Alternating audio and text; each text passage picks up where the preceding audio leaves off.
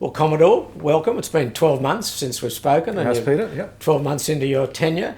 How have you reflected on the first 12 months or so of your reign? The rain. It's amazing how quickly it goes by, and I've been on the board 12 or 13 years before I became Commodore, and you don't really appreciate the pressure and the opportunity that you have to make a difference and make those changes happen. For me, it's been one which has been obviously surrounded by the 75th year and by the completion of the clubhouse, and that's happened on time and thankfully on budget. Been very successful. That's very pleased about that. But yeah, looking forward, there's probably only 10 or 11 months to go now before it's all over. So yeah, it really is a quick period of time. I think it's fair to say that the facilities now at the club and with the car park and membership seems to be up. So things are looking pretty good, and we're, as you say, coming into our 75th Rolex race. Yep. Well, sponsored by Rolex. It's looking pretty bright. Look, it is, and the challenge is to make sure what we're doing actually meets with the members' needs, and to have, I think it was an uplift of 6 or 7% of membership last year, bearing in mind that for half the year we were operating under the temporary marquee on the hard stand, was really good. There was no particular promotion done there, just members saw, or prospective members saw, the club was a great place to be, and so our membership went up over 200 people last year, which, against the background of what's happening with club memberships nationally, was a really good result. Our challenge going forward is to get as many of those new members as we can out on the water and supporting our races.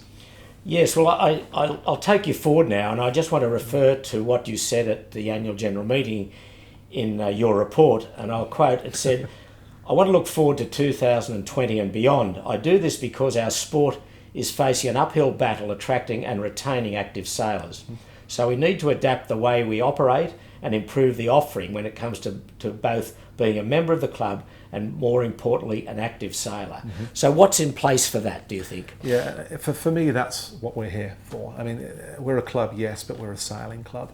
And ultimately, the strength of our sport relies on clubs like the CYCA having a solid, active sailing membership, not just in the marquee blue water events such as the Rolex Sydney Hobart and the Notes Sydney Gold Coast, but every weekend, every Wednesday, every Monday night.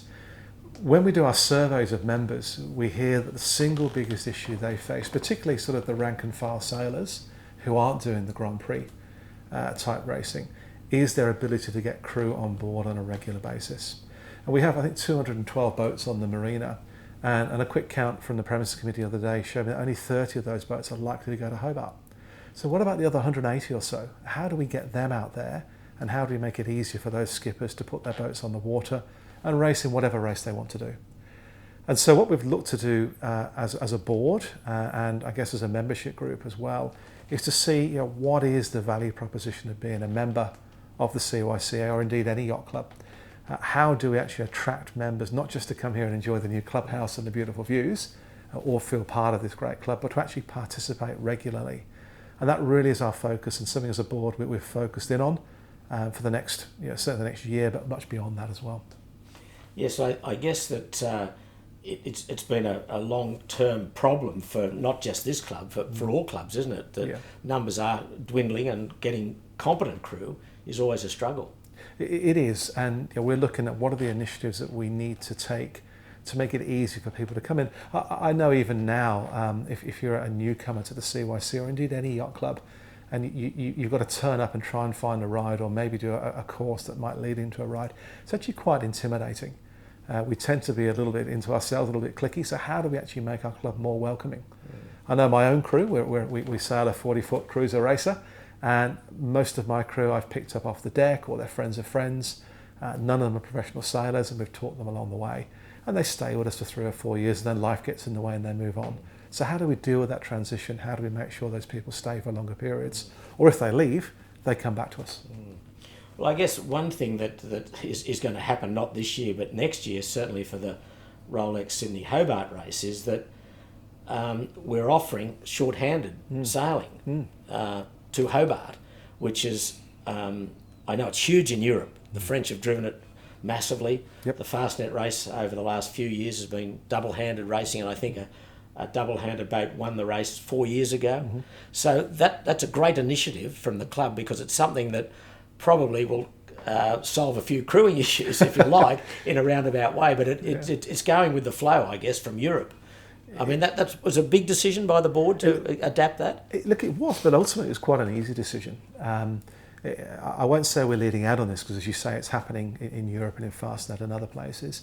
But for the CYC to step forward and say, for our feature race, arguably one of the top 2 or 3 races in the world each year, to actually run the double-handed division from next year, from the 76th race, is a big move forward. But ultimately, it was an easy move forward. It's very aligned to what we're trying to do, which is broaden the access to all types of racing, including blue water racing. And the safety aspects and the quality of the boats was very easy for us to run with. So it wasn't particularly revolutionary, it was evolutionary. And the board were very quick in adapting that one. So we could conceivably see a short-handed boat being the overall winner of the Tattersalls Cup. Absolutely, and I think that's what happens overseas. We'll look at how the rating certificates work, but it's an IRC race for the overall winner, so I don't see why not. Has foiling come into the equation at all? It's there. I mean, I was looking this week at the latest America's Cup monohull, which was flying along at about 1 foot of plastic, which is just incredible. Ultimately, at the end of the day, the rules for entering our blue water races are very simple. It all comes down to stability and the rating, and so on and so forth. We've had elements of foiling in the past. CQS, Luda Ingvald's boat a couple of years ago was arguably a foiler of some sort. And he had some problems at the start, looking at how he went over. But nevertheless, that opportunity is there, provided it's a monohull boat with the right stability and right safety. Absolutely, foiling can be there. That will be the next stage of the evolution of sailing, and we're seeing it already on the America's Cup scene. Indeed. I take you back to the club now again, and again from your annual report. You mentioned the vision going forward. It's a long time out, but explain how you see that happening. It's interesting, Peter, because we'd spent many years doing things around the club, improving the clubhouse, getting the club financially sound, recruiting the right people, broadening the sailing program. But there was never any big picture. What do we really want to be? What does the CYCA stand for? It's got a fantastic history. We're all very proud of it. We're writing books about it this year, and we've got some great races. But ultimately, where do we go from here? And I guess, unlike a business, the CYCA is here for the long term, and we can plan for the long term. We can identify what it is our members, past, present and future, really want us to be. And once we've identified that, we've got a lens through which we can make decisions. And so I want to differentiate having a long-term vision with having plans. Plans happen each year or every couple of years. The vision is ultimately where you're going. So we've started a process of consultation with our board, moving on to members in the short term, where we start to visualise what we think the CYCA will be in 15, 20, 25 years' time. The time frame doesn't really matter, but what ultimately are we going to stand for? Once we've got agreement or alignment to what that will be, and it's clearly going to be about sailing, it's clearly going to take what we've got already, then expand it and broaden it, then we can start to make some decisions year in, year out that take us towards that. Not just looking at the next 12 months or the next 24 months. At the CYCA, a board only lasts a year, a Commodore only lasts 2 years, and so by definition you get short-termism. But what's that long-term picture that we can build up over those years? And a great example is the clubhouse. I first got involved with the committee at the CYC in 2004. We were talking about the clubhouse redevelopment. We finished in 2019, so that took 15 years. So I think we've got absolute permission to do that long-term, bigger picture view and get the members on board and get their support for what we wanted to do. And that will then survive successive boards and flag officers and so on and so forth. And I guess you're also, to try and attract more people, we try to engage with the young sailing clubs around the harbour to try and encourage people through our youth sailing. Yeah, very much so. One of our constraints as a club is our physical location. It's a fantastic location, but it isn't very big, and we can't do anything more with it. And so we don't have, even if we wanted to, the ability to develop big centre ball programs or diversify away from what we're doing. Even adult sail training is quite difficult here because of what we have.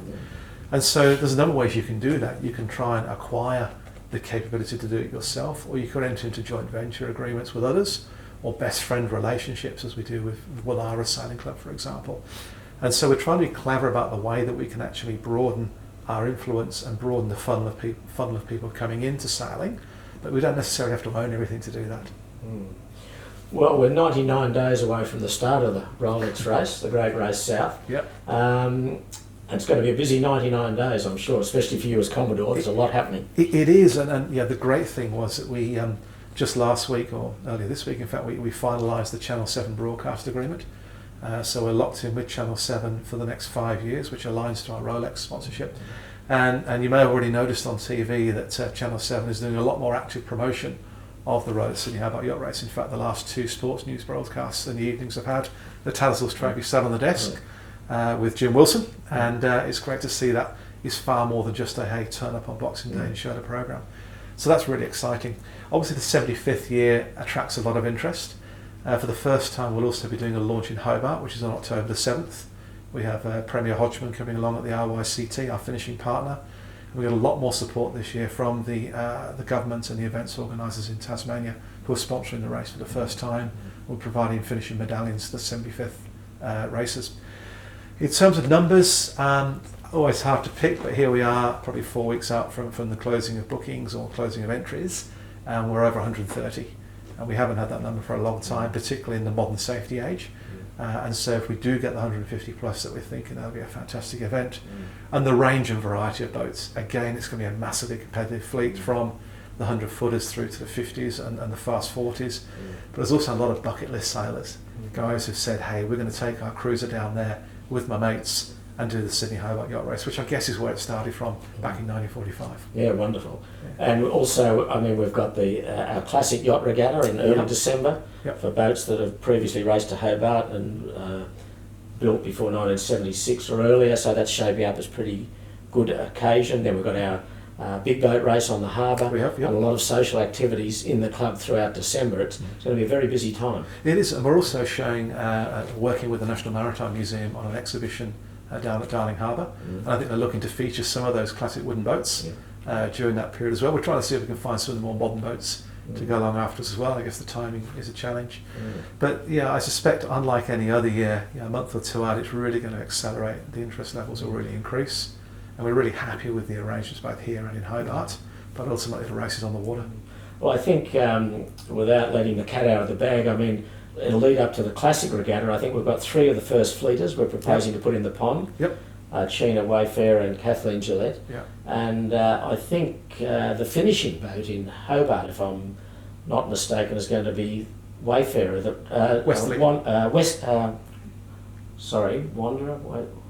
Westwood. That's right. That won the 47 and 48 race. Won it twice. That's right. Yeah. And she's going to be on the finishing line in the river. She is. So this came from the trustees last year. We were at a cocktail party with Will Hodgman, and they said, "Gee, we'd love to have some element of the boat being there." And original plan was for it to be the finishing mark. We decided it doesn't move particularly well, so we're going to have it just off the finishing mark. But we're also hopeful this year of live streaming the finish of the race. That's every boat going through the line, which we've never done before. We have the TV coverage, but it means even if you finish after 4 days, there'll be some cameras sitting on that boat that will broadcast your finish to your friends and your family. So the history's there at both the start and the end, and certainly the classic boats regatta coming up. I think the dinner you've got planned for the Saturday night, I'm very much looking forward to that. It's going to be a huge feature and a real curtain raiser to the event. And there's a book coming out. You referenced the book before. Tell us a bit about the book. There is, and again, this came up from members when the question was asked a year or two ago, well, how do we recognise 75 years of Sydney to Hobart racing? And thoughts were of pictures and of medals and of special awards and presentations and seminars, but the view was, well, there's never been a book, an authoritative book written about the race. It's been mentioned, it's incorporated in the CYCA's Ratbag's Respectability book, but not purely about the race. And so we worked with HarperCollins and approached Rob Mundell, who's known as a well-known author, not just of yacht racing, but more broadly. And Rob's been working with a committee at the CYC, including you, good self, and several others, have helped to make sure that the book is factually there, is accurate and is spot on. But it's going to be written in a very engaging way. It's not a list of dates and facts and figures. It tells the stories behind the race, the characters, the boats, the teams, the crews, the great weather events and so on. So I think it's going to be launched around about the 1st of December here at the Yacht Club. Sir James Hardy will be writing the foreword of that, which is obviously fantastic. And it'll be a fantastic, long-lasting legacy for this 75th race. Wonderful. So, only got 12 months to go, or less than 12 months to go. Yeah. But I think I could say on behalf of the membership, you've done a fantastic job so far. And when the members are happy, I think it's a happy place to be, and you don't hear too many complaints. And I think not so far. I'm sure we can get it wrong between now and June. Yeah. Yeah. But I think you and the board have got to be congratulated where we're at the moment, and I think we're all looking forward to the 75th Rolex race. So congratulations. Thanks so much, Peter. Thank you for doing this video.